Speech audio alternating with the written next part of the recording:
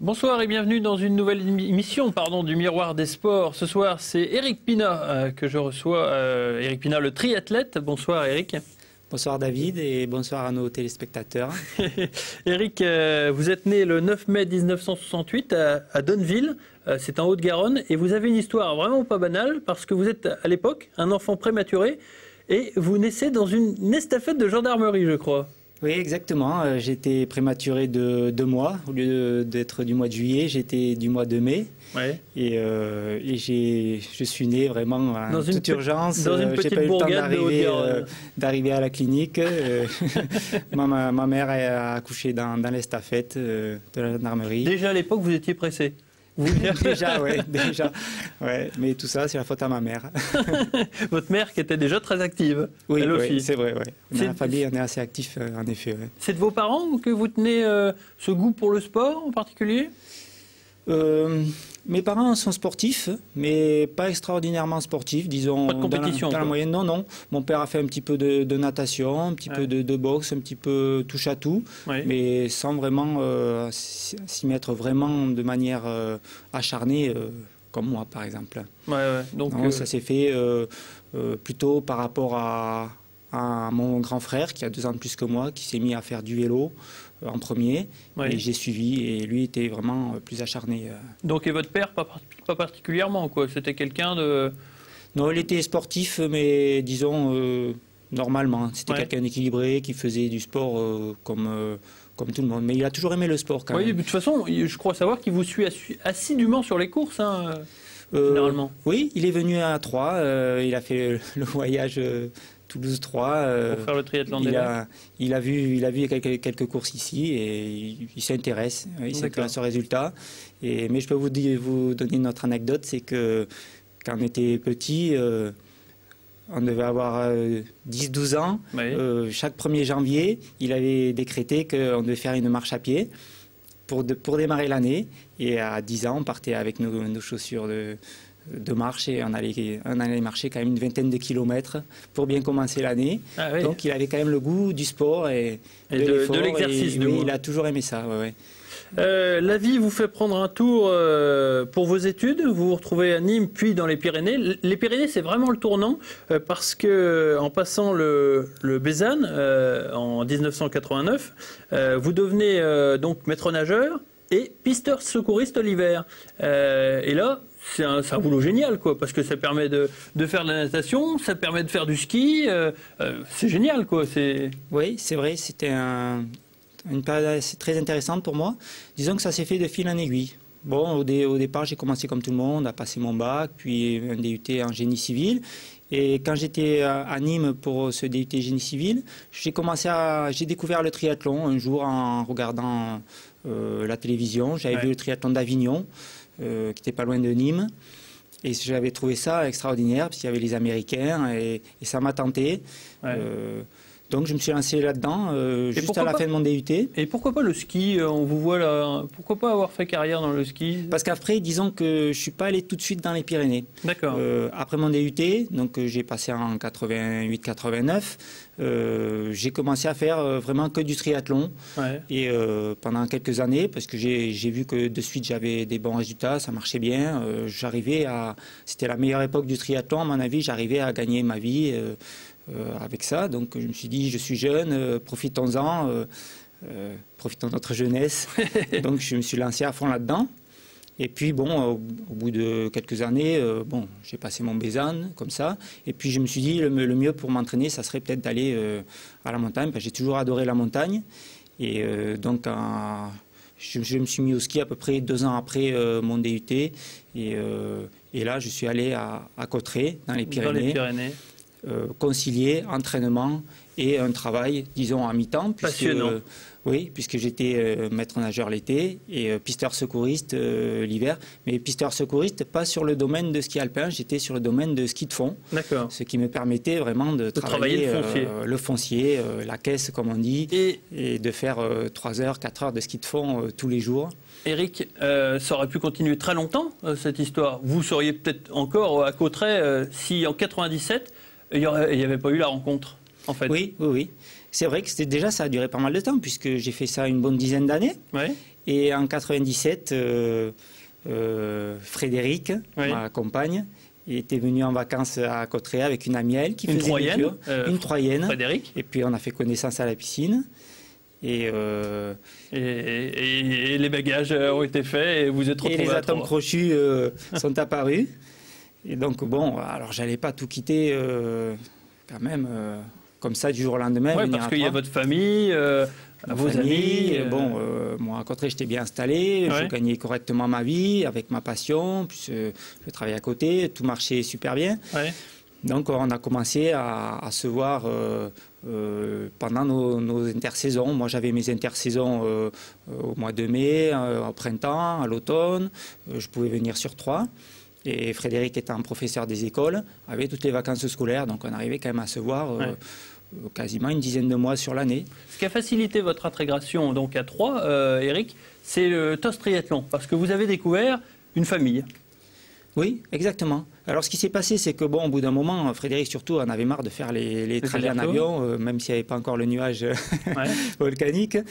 Et donc il a fallu faire plus ou moins un choix. Donc moi j'avais passé la trentaine là, à ce moment-là. Ouais. Et donc je me suis dit, bon, je suis prêt à arrêter le triathlon et me consacrer à Frédéric, à la vie familiale, à m'intégrer. Bon, parce que c'est bien que le sport... oui, c'est éphémère. C'est éphémère, oui. Et puis, donc en venant à 3, j'ai côtoyé le club, le TOS Triathlon, et j'ai découvert un club fantastique avec des gens extrêmement motivés, chaleureux, axés sur le longue distance, quelque chose qui évidemment me plaisait absolument. Justement, je vous coupe Éric, parce que vous avez tellement de choses à dire.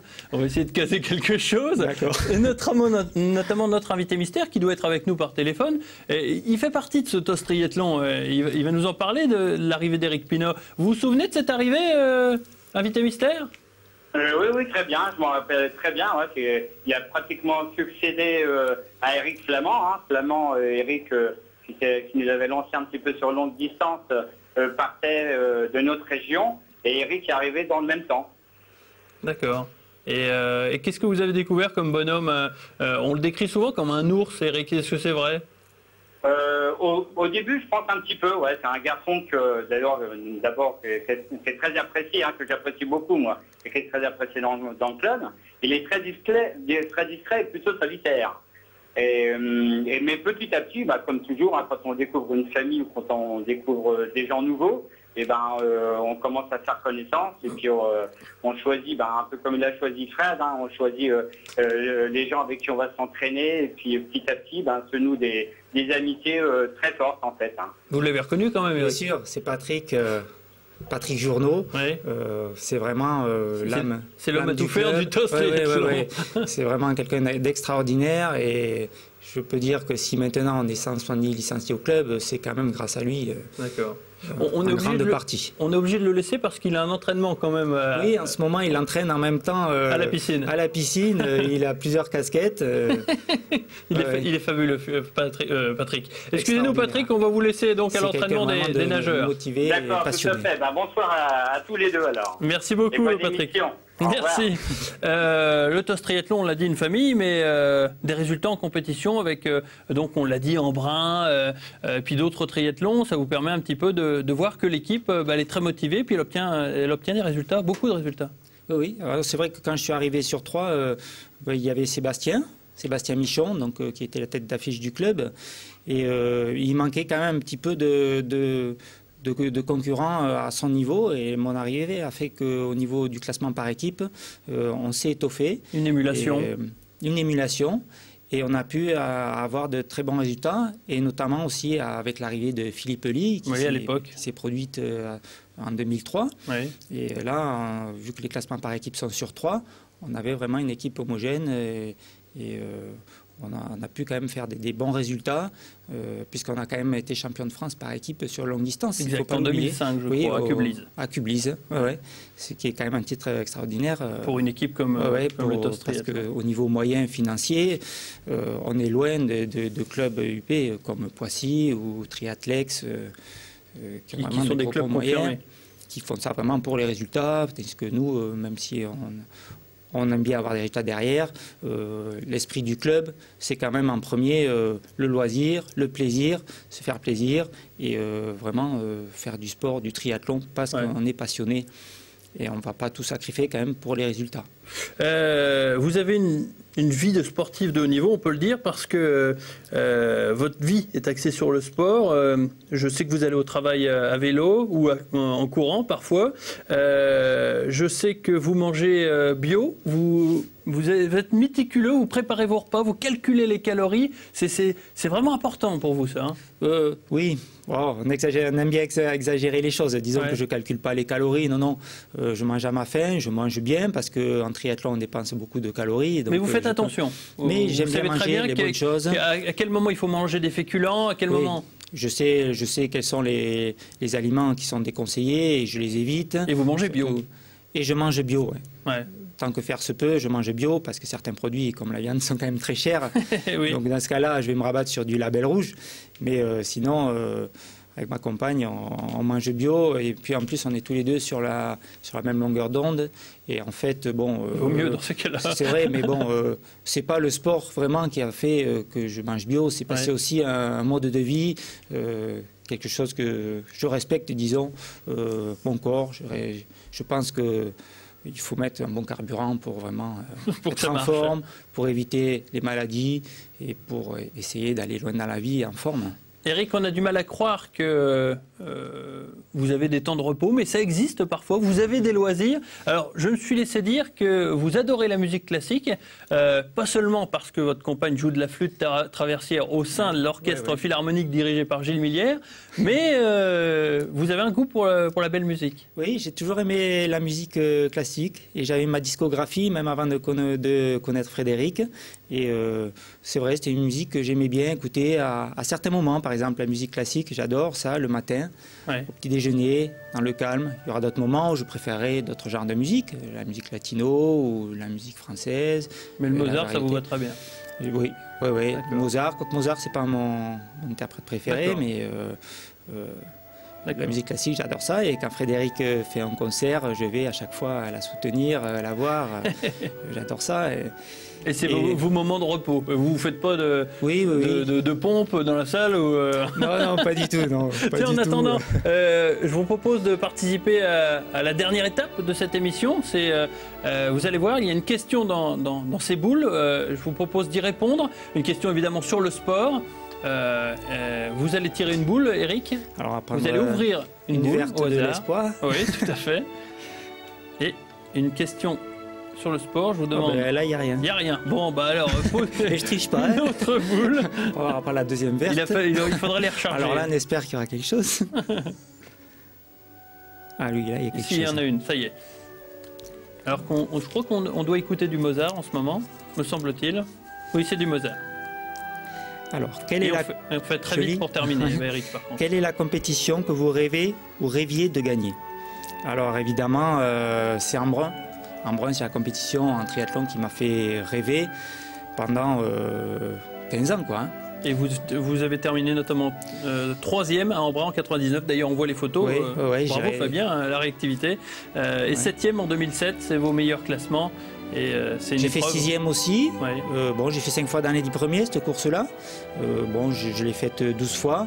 C'est vraiment la course pour laquelle je me préparais de décembre au mois d'août, c'était toujours le 15 août, et qui m'a vraiment motivé. C'est vraiment, je pense, l'essence même du triathlon, parce que c'est en montagne, dans un décor grandiose, sur des parcours superbes. C'est vraiment la course qui fait rêver. Eric, On est obligé de se quitter. C'est vraiment trop court parce qu'on aurait vraiment beaucoup à dire encore. On aurait pu dire que voilà, vous êtes très amis avec Grégory Zieba. Il souhaitait aussi s'exprimer. Mais bon, voilà, cette émission est terminée. J'espère que les gens ont découvert un Éric Pina qu'ils ne connaissaient pas. Je vous remercie d'être venu sur ce plateau et je vous donne rendez-vous sur une prochaine compétition. Oui, c'est moi qui vous remercie, David. Merci. C'était vraiment un plaisir pour moi et c'est vrai qu'il faudrait faire au moins 1 heure pour faire vraiment le tour de beaucoup de choses. Ouais, tout à fait. Merci Éric et on se donne rendez-vous lundi prochain pour une prochaine émission, un prochain Miroir des Sports. À très bientôt.